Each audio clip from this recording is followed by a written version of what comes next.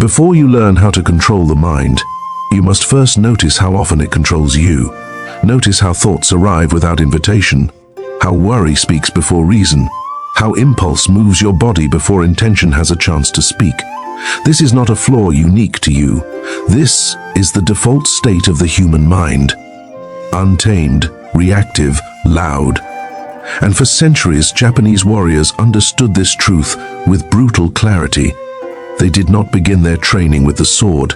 They began it here, in the unseen space behind the eyes, where attention wanders and discipline is born. Most people spend their entire lives trying to change the world without ever learning how to sit with a single thought. They chase motivation, blame circumstances, and wait for confidence to arrive.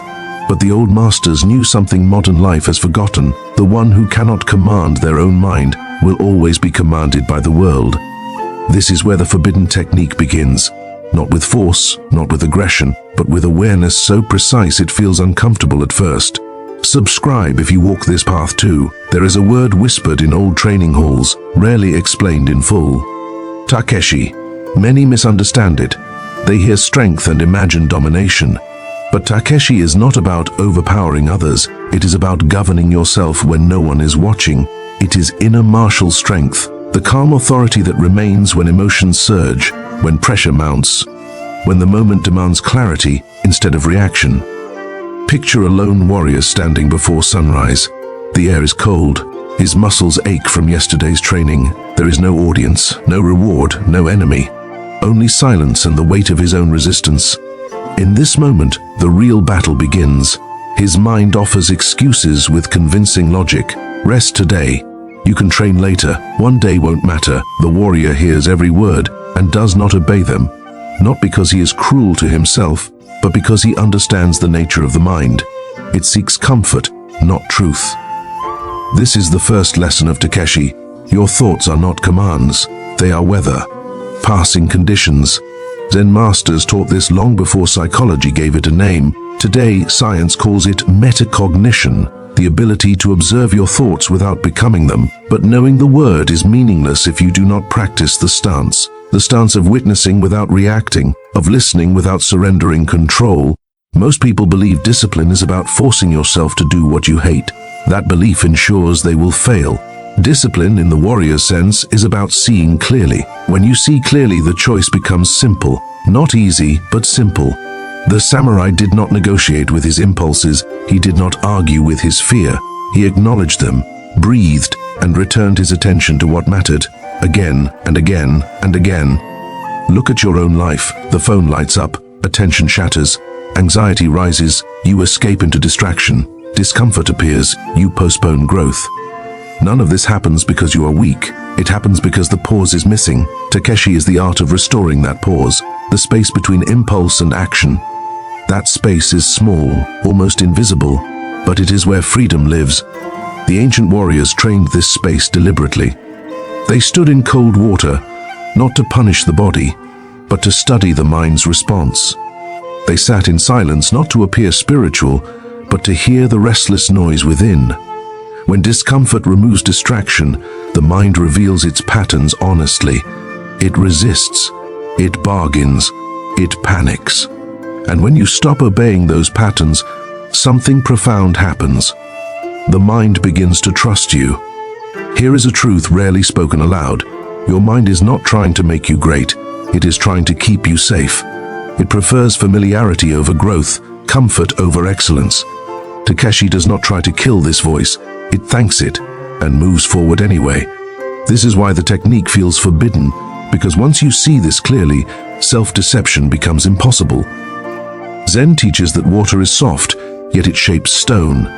Takeshi follows this same law. Control through aggression fractures under pressure. Control through calm endurance reshapes the entire inner landscape. When emotion rises, you do not suppress it. You allow it and refuse to let it steer. When fear appears, you acknowledge it and act in alignment with your values, not your feelings. Modern neuroscience confirms what the warriors lived by instinct. Every time you pause instead of react, you strengthen the neural circuits responsible for self-regulation. You are not just building discipline, you are rebuilding identity. Slowly, quietly, the question, "Should I do this?" fades away. Action becomes natural. Calm becomes default. But this strength is not dramatic. It does not shout. It does not seek validation. It grows in silence, through repetition, through presence. The samurai did not become unshakable overnight. He became unshakable by meeting himself honestly every single day. Takeshi is not about becoming emotionless. It is about becoming steady. As you listen now, notice your breath. Notice the weight of your body. Awareness is already returning to the present moment. This is not coincidence. Presence anchors the mind. When you are fully here, regret loses its grip. Anxiety loses its fuel. You cannot command the future, but you can command this moment, and a life mastered moment by moment becomes a life of quiet power. This is only the beginning. Awareness without attachment, observation without reaction. Without this foundation, no technique survives. But with it, you begin to walk the same inner path the warriors once did, toward restraint, clarity, and authority that needs no display. If this message spoke to you, subscribe to the Zen Warrior. Be calm, be strong, be present. The pause you discovered is fragile at first. Like a candle flame in the wind, it flickers when pressure rises. This is where most people lose faith. They notice awareness, but it disappears the moment life tightens its grip.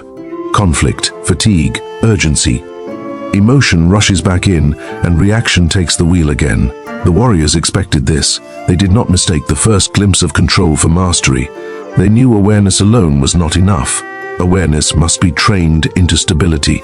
This is where Takeshi moves from seeing to governing. Imagine that same samurai weeks later. The rain is heavier now. His body is tired in a deeper way, not soreness but wear. His mind has learned new tricks. It no longer complains loudly. It whispers, "You've trained enough. You understand the lesson now. You can relax." This is the more dangerous phase, when discipline fades not from pain, but from comfort. Takeshi answers this with structure. The warriors lived by rhythm, not motivation. Rhythm, wake, train, clean, sit, repeat. Not because routine was sacred, but because it removed decision fatigue. Modern psychology calls this reducing cognitive load. The Zen masters simply called it harmony. When your life has rhythm, your mind stops arguing. It knows what comes next. Control is no longer a battle. It becomes alignment. In modern life, this lesson is critical. You wake up and immediately face 1,000 choices. What to check, what to avoid, what to delay. Every choice drains attention. By noon, your willpower is gone, not because you are weak, but because you have been negotiating with yourself all morning. Takeshi eliminates negotiation. Certain actions are decided in advance. Training happens, work begins. Presence is non-negotiable. Freedom is found inside commitment. But structure alone can become rigid if it lacks awareness. This is why Zen is woven into Takeshi. The warrior follows his rhythm, but he listens inwardly. If the body is injured, he adapts. If the mind is scattered, he slows. Control does not mean ignoring reality, it means responding to it deliberately. Calm strength is flexible strength. There is a story of a swordsman who trained strikes for hours each day, not to perfect the blade, but to perfect his breathing. Every movement tied to the breath. Inhale to prepare, exhale to act. Breath became the bridge between mind and body. When fear rose, breath slowed it. When anger surged, breath grounded it. This is not mysticism, this is physiology. Slow breathing activates the parasympathetic nervous system, calming the body under stress. The warriors learned to command their biology through attention. You can do this now. When stress appears, do not rush to solve it. Slow your breath, lengthen the exhale, the mind will follow. This is Takeshi in motion, not controlling thoughts directly, but changing the conditions that give them power. Control the breath, the posture, the environment. The mind adapts. Another forbidden truth: motivation is unreliable. The warriors never waited to feel ready. They trained on good days and bad days alike. Emotion was allowed, but not obeyed. Modern culture teaches you to follow your feelings. Takeshi teaches you to respect them and lead anyway. This is not repression, it is leadership. As days turn into weeks, something shifts. The mind stops resisting as violently. It has tested you and found consistency. When you say you will act, you act. Trust forms, not self-esteem, but self-trust. This is the core of unshakable confidence. You no longer need to hype yourself up. You know who you are because you have evidence. The outside world begins to feel different now. Noise loses urgency. Other people's reactions feel less personal. You respond instead of react. Silence becomes comfortable. This is not detachment from life, it is engagement without chaos. The warrior was fully present in the world, but not owned by it. This is the second gate of Takeshi: rhythm, breath, and embodied discipline. Awareness becomes stability. Stability becomes calm authority. But there is still one more challenge ahead.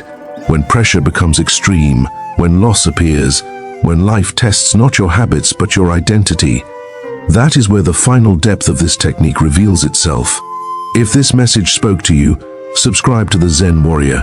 Be calm, be strong, be present.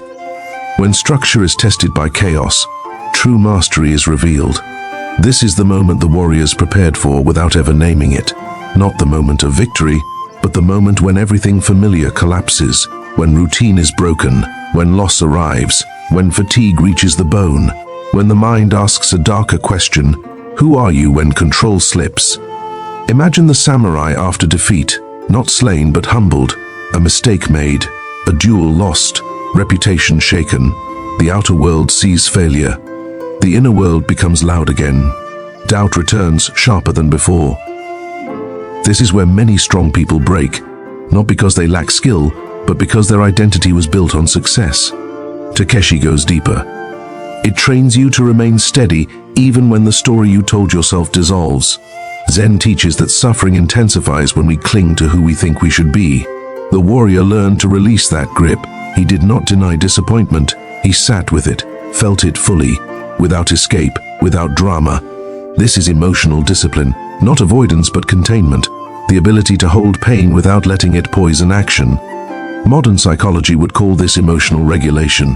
The ancients called it maturity. When emotion surges, the untrained person becomes it.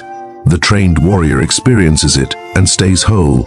He does not collapse into anger. He does not drown in shame. He observes, breathes, and asks a single question: what is required now? This question is the heart of Takeshi. Not what do I feel like doing, not what would be easiest, but what aligns with my values in this moment. This is how control survives chaos. Values become the compass when emotion becomes the storm. In real life, this looks simple, but it is rare. You speak calmly when provoked. You continue training when progress stalls. You rest deliberately instead of escaping. You show up when recognition disappears. Each time the ego protests. Each time you return to the breath, the posture, the present task, quietly, relentlessly. There is a story of a master who said, "The sword is not for defeating others, it is for cutting through illusion." Takeshi sharpens this inner blade. It cuts through the illusion that you need perfect conditions, that you need certainty, that you need approval. When these illusions fall, something heavier but truer remains: responsibility for your own state of being. This responsibility is not a burden, it is liberation, because when you stop waiting for life to feel easier, you stop being controlled by it. Pressure becomes training, loss becomes instruction, stillness becomes power. The warrior does not ask life to be fair, he asks himself to be ready. Over time, this creates a presence others can feel. You do not dominate a room, you stabilize it. People trust you without knowing why. Your words carry weight because they are not rushed. Your silence carries even more. This is calm authority, the natural outcome of inner order. This is the third gate of Takeshi: emotional sovereignty, the ability to remain aligned when the inner and outer worlds collide. Without this, discipline collapses under stress. With it, you become steady no matter the terrain. One final depth remains, not about action, not about control, but about letting go without losing strength. If this message spoke to you, subscribe to the Zen Warrior. Be calm, be strong, be present. There comes a point on this path where control itself must be released. This is the final paradox the warriors faced, and the reason Takeshi was never taught openly, because most people misunderstand it. They believe mastery means tightening the grip forever.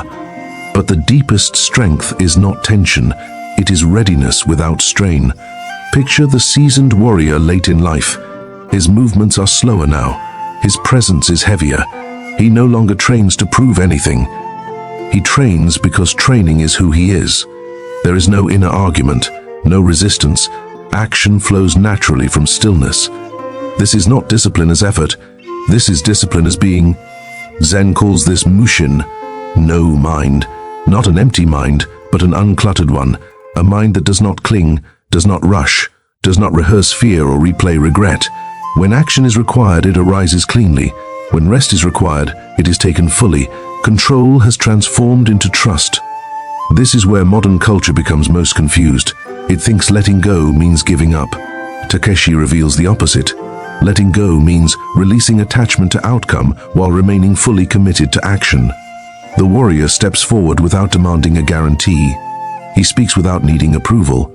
He acts without obsession over reward. His strength is no longer reactive. It is quiet, rooted, inevitable. In daily life, this looks like ease without laziness. You work hard, then you stop working. You train intensely, then you rest deeply. You engage fully, then you release completely. No guilt, no self-attack, no endless mental noise. The mind, once chaotic, now follows your lead like a well-trained companion. Neuroscience would say the nervous system has learned safety. Zen would say the self has learned humility. The warrior would say nothing at all. Words are no longer necessary. Presence speaks. At this stage, fear still appears, but it does not command. Desire still arises, but it does not drag you. Thoughts still come, but they do not rule. You are no longer trying to control the mind. You are living in harmony with it. This is the forbidden technique's final form, not domination, not suppression, alignment. And here is the quiet truth: at the end of the path, the world does not need you to be louder, faster, or more aggressive. It needs you steady, clear, unmoved by chaos, yet fully alive within it. This is the legacy of the warriors who understood Takeshi. They did not conquer the world, they conquered confusion. If you carry this into your life, into your mornings, your work, your struggles, your silence, you will notice something subtle but profound.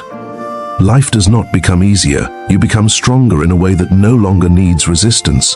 Calm becomes your default. Presence becomes your power. If this message spoke to you, subscribe to the Zen Warrior.